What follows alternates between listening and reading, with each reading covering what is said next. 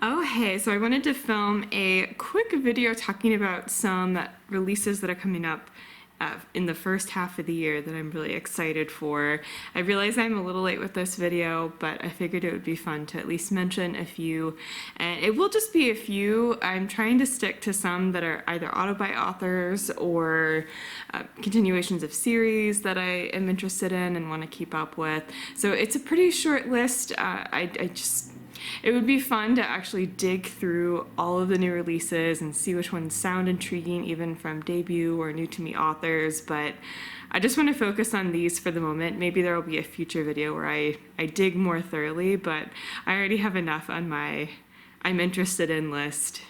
And so it's kind of hard to justify digging and getting excited about a million new releases when I already have so many on the backlist that I'm excited for. So yeah, it'll just be a few, but let's just jump right in. There's only one for January that I want to mention that came out January 17th. That is Mysteries of Thor Manor by Margaret Rogerson. And this is, my understanding, a novella set in the Sorcery of Thorns world. So I think it would be fun to read that when I'm in the mood for something fun and whimsical and set in that world. I really enjoyed Sorcery of Thorns and just had a good time with it. So it'd be fun to enjoy a novella set in that world.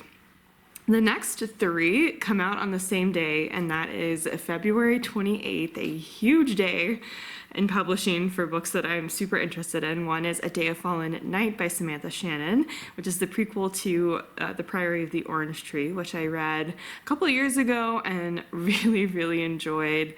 So very much looking forward to reading that one.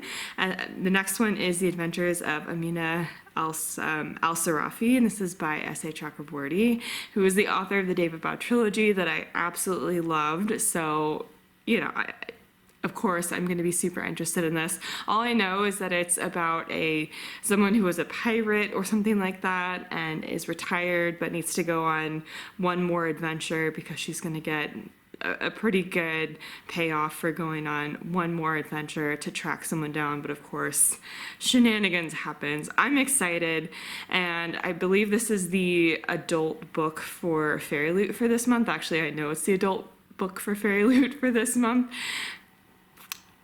and so I'm excited. I actually, when I was signing up for the Fairy Loot adult subscription box, was very much hoping, even way back then when I knew that she was writing the first book in another series, I was very much hoping that they would be including that in their adult subscription box for a special edition. So I have a special edition of this one coming my way this month, and I could not be more excited. Next one I want to talk about is Last Violent Call. This is by Chloe Gong, and again, coming out on February 28th. I believe this is a couple of novellas set in the world that she's written some books in, both the These Violent Delights, Our Violent Ends duology, as well as Foul Lady Fortune. I believe this is a couple of novellas set in that world, so very much down for that. I'll be reading Foul Lady Fortune very soon. I actually have the audiobook checked out from my library, so very excited to dive into that world again, and there will be another one. So all the content from Chloe Gong, I'm digging it. So the next one I want to talk about is coming out March 21st, and this is this London Seance Society by Sarah Penner. Not too familiar with this one. I believe there is it a sister? There are two sisters, and one of them is trying to figure out what happened to her sister and needs to, get in touch with this London Seance Society, something along those lines. I'm not recalling at the moment, but it is by the author of The Lost Apothecary, which I really, really enjoyed, and so I'm just excited to check out the next book from that author. So very excited. Speaking of authors that I adore and want to check out the next book that they publish, the next one I want to mention comes out April 25th, and it is Happy Place by Emily Henry. I have read two of her adult romances and really enjoyed them. I still plan to read The People We Meet on Vacation over the summer, so very much looking forward to another book from Emily Henry. I think this one follows a couple who had split up, but for the sake of they hadn't told their friends, and their friends do kind of a get-together every summer, and so they need to pretend to still be together for the sake of this get together because they don't quite want to tell their friends yet that they have split up. Should be fun. I don't know. I always enjoy her books, or I say always. The two that I've read, I've really enjoyed. The next one I want to mention actually comes out on the same day, and that is The Lives of Puppets by T.J. Klune.